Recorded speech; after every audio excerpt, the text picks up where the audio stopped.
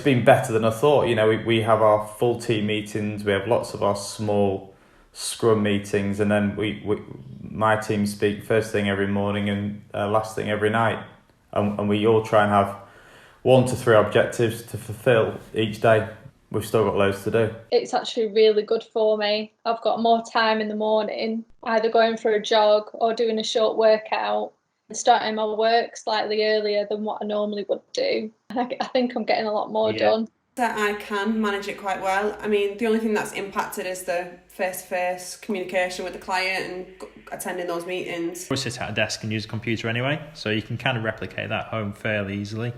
But it's more the chit-chat, the sort of more social, or you don't get that immediate response. So we're all quite tech-savvy, so there's ways and means. There's always distractions, funny distractions going on in people's backgrounds, with partners coming in and not knowing they're online, Hoover starts going on, the little one starts crying, people bursting through the doors. Johnny, you need to go and get dressed ready for going out on you. Right behind me. So loud. She's learned a lot with that. I think because everybody else is in the same boat, are getting disruption from notifications, from messages. But I can hear from the noise from yesterday and today that it's cranking up and the tensions are increasing a bit. Rabbits have got out, so it's panic mode, and that's before the day started at work. Trying to circulate any sort of information we can provide that we thought would help people in the short term. Firstly, how to set up at home. So where to put your desk, your data point, your light levels, biophilia at home, having some greenery around you is good for your well-being. Cost-effective things you could buy online easily. So how to adapt your dining chair if you can't get hold of a task chair. I've been calling everybody, just checking in, seeing if everybody's healthy, seeing if everybody's set up okay, just having a bit of a chat with them to make sure they can get, they can get groceries, particularly if they're living on their own as well, might not have like someone to support them if they did get ill or if they couldn't go out. Got a lot of current work that we're finishing off that's going to keep us busy for the next month, I think, really. But from that's where we need to sort of maybe start advising clients about what can be done. No one really wants to incur a big fit out. No one wants to commit to a 10-year lease in these times. Landlords and tenants working in partnership now is more and more important. The historic perception sort of 5-10 years ago that it was sort of a landlord versus tenant scenario where the landlords were evil and just there to collect money and make things difficult. But as sort of workspaces evolved and buildings deliver more than just office space, there's wider amenity, there's collision space, there's activation space, and it's more of a collective approach. So if people are difficult, people won't forget that, whereas if people are working together and helping one another out, then that'll pay dividends in the long run. Up until now, even this last week, access has been pretty good. But from this week onwards, it's getting more difficult. The building's been locked down completely. You can't get in to sort of see what the aspects of the buildings are that you need to deal with within the design. I had a case yesterday with a client who'd put some of her staff on furlough.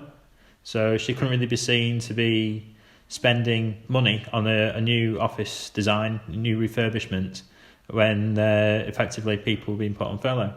I've had 2 people today that have called, say, I'm furloughed from tomorrow, I'll try and get back to you. And I said, what happens if you don't?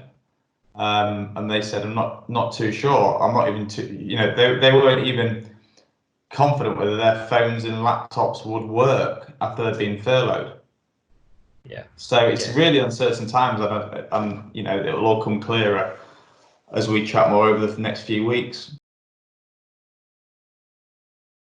We're trying to find the opportunities, and there will be inevitable change in how people go about business, but that doesn't necessarily mean that it'll be changes for the worst. It could be changes for the better, and working out how we can best position ourselves for when things return to a state of normality. But the biggest asks from our landlord clients is, how do we continue to promote and market our product, which is their buildings. So the one area that we have had a lot of interest from is a virtual viewing, where we use video footage which we've collated, and we're creating your virtual real estate viewing.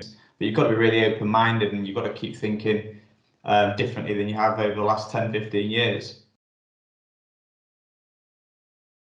More than likely, it'll change office designs. People are being more mindful. People are getting used to working more remotely. Businesses which have been hit really hard might decide this is a great way to cut costs and continue to work from home. You may have less desks. The office may be more of a social space. It is going to change. This is going to fast forward things significantly, I think. Some clients have found that productivity levels have gone up within call centre teams, which is quite a surprise. There might be less space that clients need, and we might take on more of a role of helping people setting up at home as well as doing the workplace analysis.